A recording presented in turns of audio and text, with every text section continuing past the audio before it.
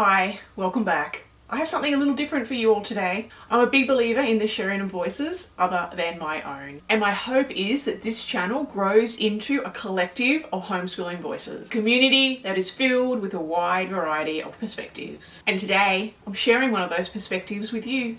It's a glimpse at what homeschooling looks like for a single parent. I have interviewed Dani, a single homeschooling parent of an only child, and today, I'm going to share that interview with you all. Dani also has her own YouTube channel and she offers lots of wisdom and advice over there. You can find her at One Single Joy. I will pop a link to her channel in the description box below, so be sure to go over and say hello. And for those of you that may be new here, I'm Kylie, homeschooling mom to 3. We've been homeschooling since 2007, so I hope that you stick around a while. Anyway, let's jump into the interview. Hi Dani, thanks so much for joining me today. I really appreciate the time that you've taken to share your story with others. So Dani, I have a handful of questions that I've put together for you, all about single parent homeschooling and homeschooling an only child. So let's get started, hey? Hi everyone, I'm Dani. I want to thank Kylie so much for having me on this video.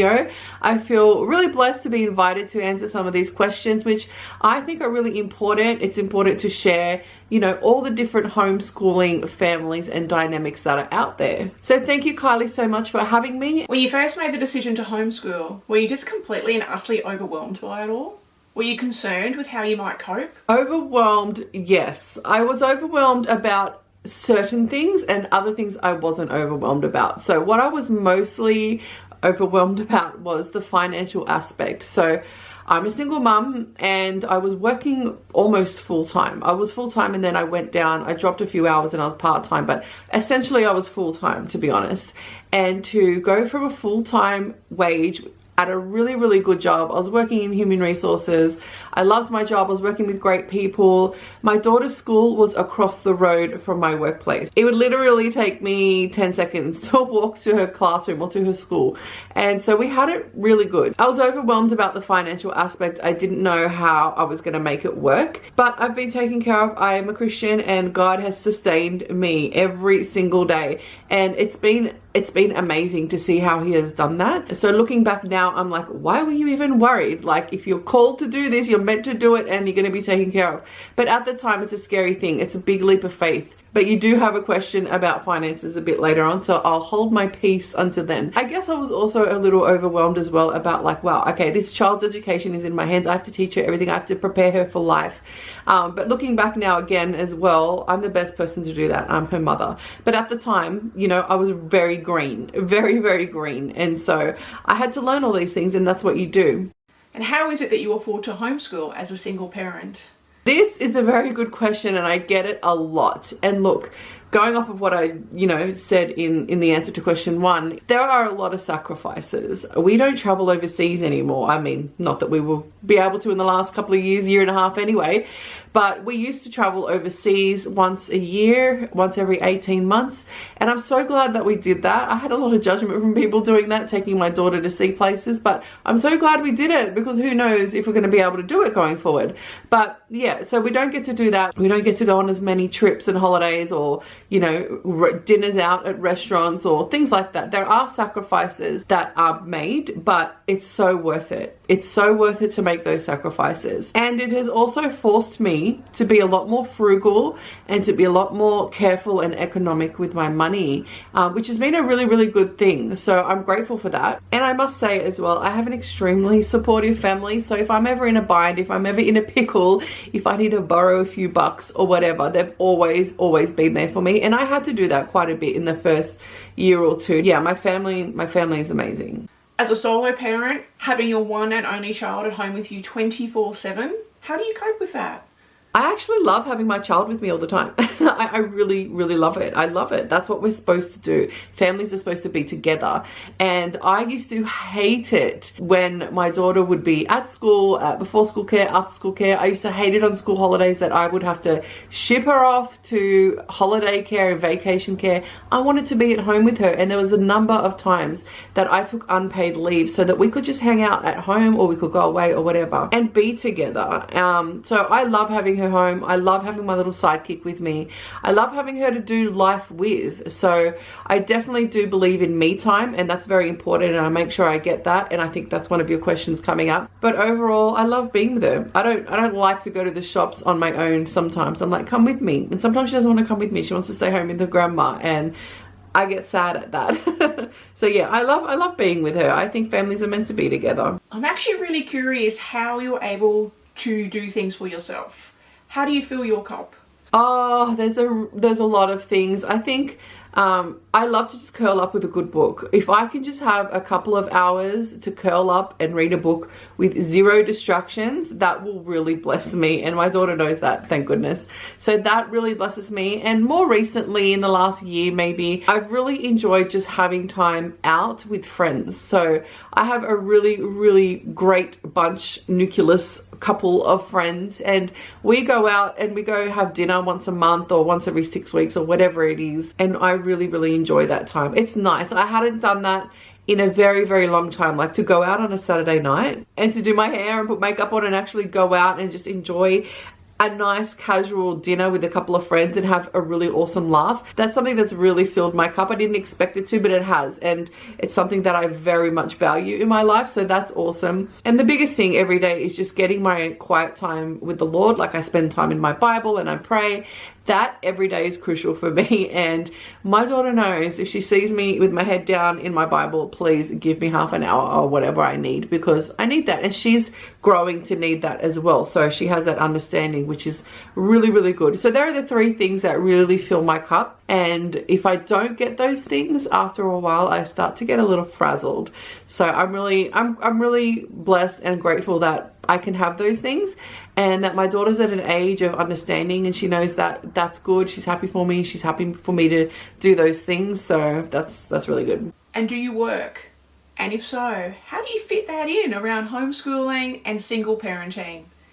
Do I work? Yes, I do work. I have quite a few different sort of streams of work. So I have a job that I do from home for the most part. 95% of it is at home, and it kind of just fell into my lap. It was such a blessing, and I really love my job, and I really love the people that I work with. So I don't want to say who I work for or anything like that, just for privacy, but I do administration and event organization and social media and a whole mixed bag of things, but I love it. I really love it. And so that's been a blessing. That helps a lot. I'm also starting to earn money on YouTube. So YouTube is another little part-time gig that I'm super excited about. I also have a business that I started with one of my bestest friends in the world. It's called Elevated Homeschool, and we are working furiously on getting stuff into our shop. So that's another avenue. And I've also got a couple of other projects in the works that I don't look at as work, but I think potentially if they succeed, they could earn me a little bit of money as well, which I'm super grateful for. I bring me all the money. I'm happy with that. I don't think anybody has said no to more money before. So I'm really grateful to have those outlets and those avenues. And look, it's not the full-time wage that I had before, but we make do.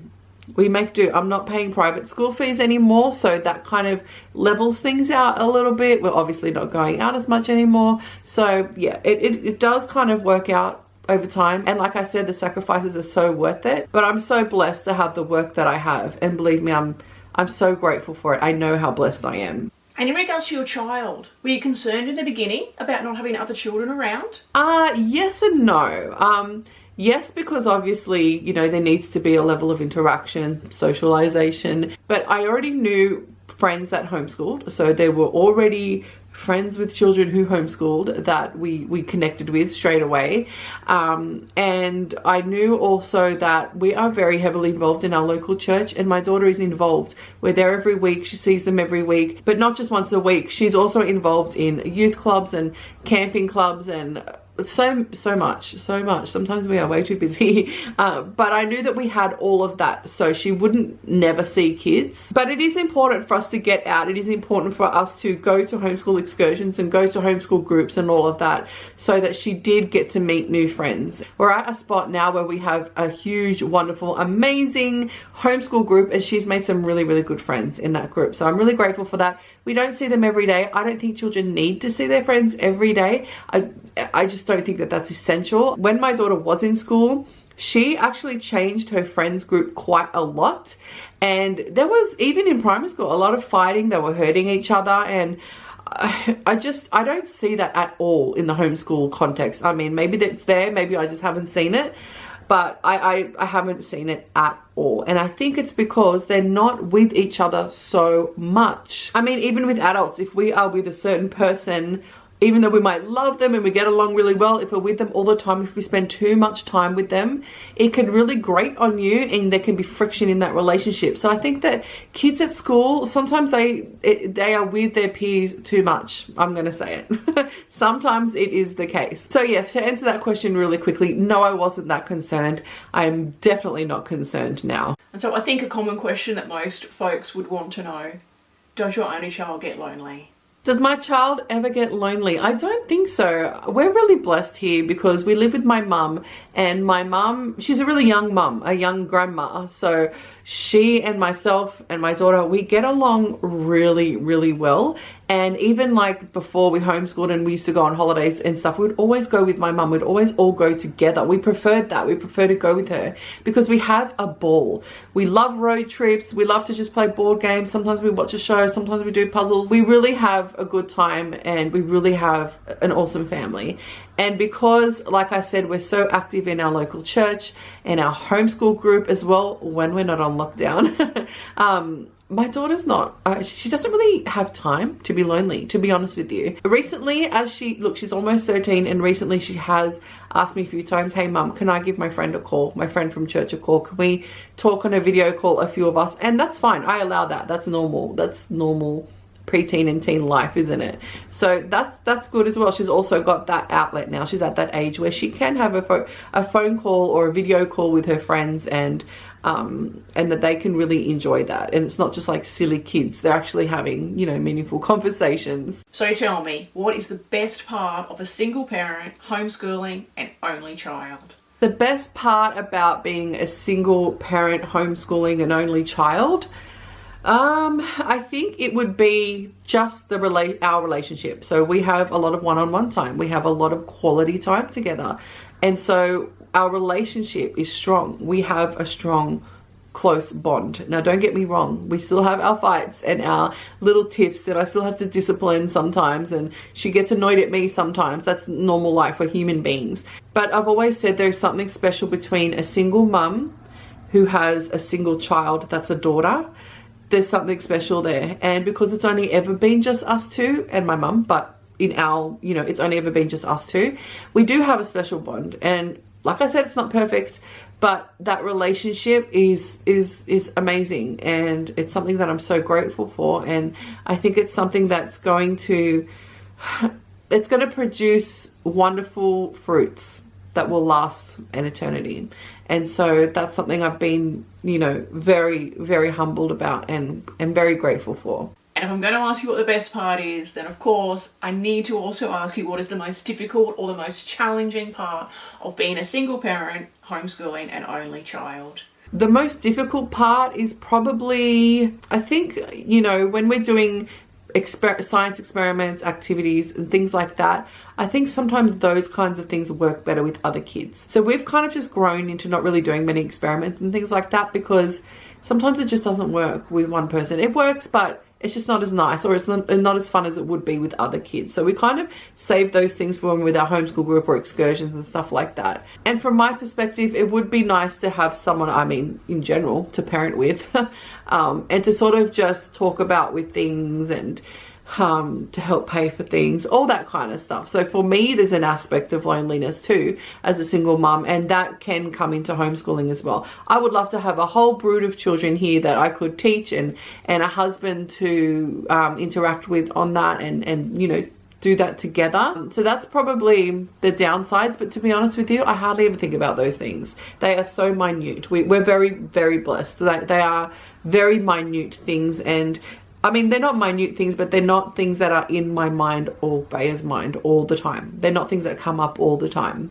So would you recommend this choice to other single parent, only child homeschooling families? And if so, what advice would you give them? Yes, definitely. If you are a single parent or a parent with only one child, you can definitely homeschool. Absolutely. The homeschooling community is so huge and it's growing more and more and more. So in terms of socialization or anything like that, if you're worried about that stuff, please don't worry about it, because your kid's going to be more properly socialized in homeschooling than they would in school. And there is a plethora of information on that online. So go to Kylie's channel, go to my channel, you will see lots of content on that. I think it can be really, really special. I think that your child will learn unique life skills that they might not learn had they not been an only child homeschooling. I think it's a very unique and special situation. I can't think of one reason why you would not be able to or could not successfully homeschool one single child.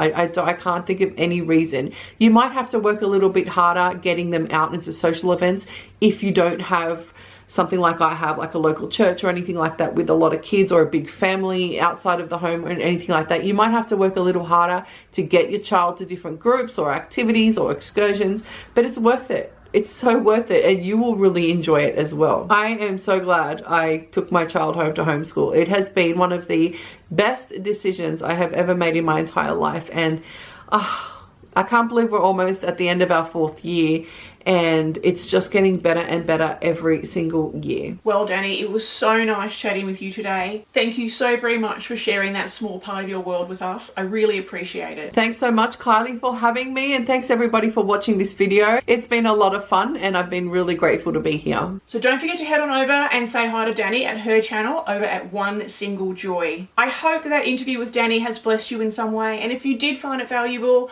I'd love it if you hop on down and hit that like button. If you enjoy hearing the voices from others, then I'm sure that you will also enjoy the videos that are on the screen now. Simply click on over to any one of those videos. Thanks for being here. Until next time, bye for now.